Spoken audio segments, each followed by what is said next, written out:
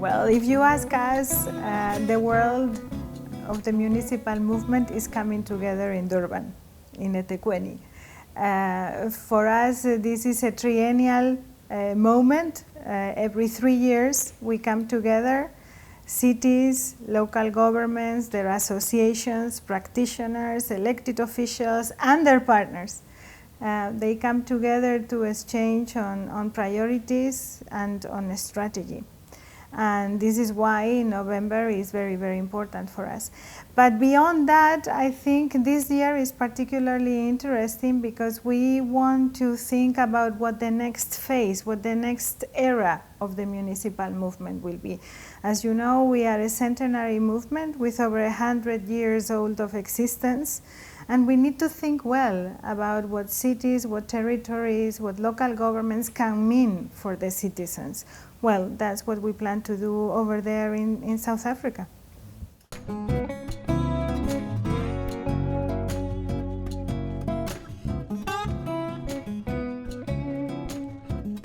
You know, we have decided not to have a title and not to have a single thematic focus, but actually to consider the strategy towards the future as a whole. For many, many years, we have been claiming that local governments, that cities need to have a different place at the table and that they need to be listened to. You know our hashtag, listen to cities.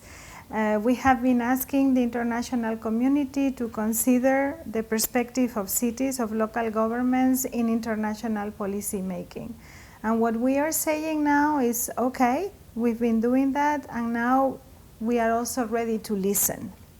We are ready to listen to the different stakeholders. We are ready to rethink local democracy. We are ready to strategize together towards the next step of the municipal movement. We are ready to define the future of living together, of peaceful societies. So there are many, many topics, but it's basically about being the sentinels of dreams of the communities. We see that in such a complex world, with so many confrontations, with so many worries about security, about basic services, about day-to-day worries, we realize that we, local governments, the community we represent, have a very critical role to play in defining the future of people, in making them own their own future. In defining how they will live, how they will work, how they will learn. And that's what we want to do together in Durban. So obviously there are going to be many topics we are going to cover, from ecological transition to the issue of migration, to the future of work, to democracy itself, to governance, to new technologies. You will see it all, the future of food, access and democracy. But mainly what we want is to make sure that we create a platform where all the stakeholders come together so that whatever we need to face, we are ready to face it together. It's about the embryo of the new type of governance that this world will need. That's our dream, to create that platform.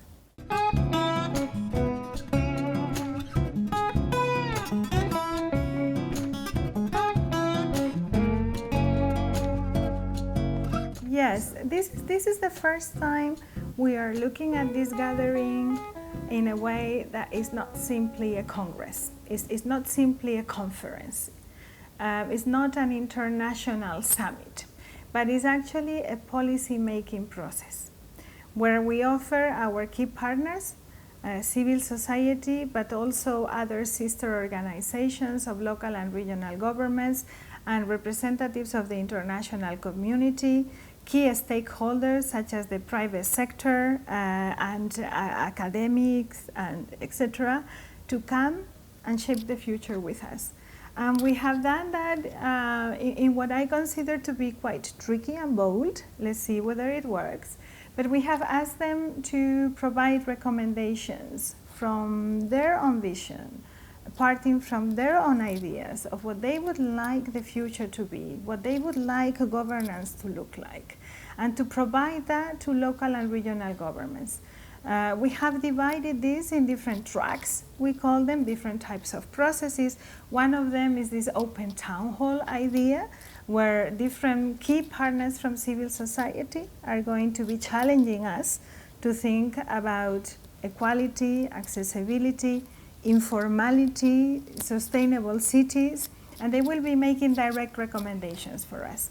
Then we have an assembly track where local and regional governments from around the world will look at the priorities of the future from a more continental perspective. Continents are different, the realities are different, and we need the different continents to look at their priorities among themselves, and to then discuss it with other parts of the organization. And then obviously we have a World Assembly of Local and Regional Governments that will receive all of these recommendations and that will gather them in a kind of compendium that will help us to define the policies toward the future. So it's a very ambitious exercise that goes beyond the typical declaration. Of course, there are going to be declarations. Look, we are looking at a gathering of over 4,000 people or so. And so obviously there will be declarations on migration and on Beijing plus 25 and gender. You will have them all. But beyond that, we want these challenging recommendations from partners to guide our action plans towards the future and our policy making together.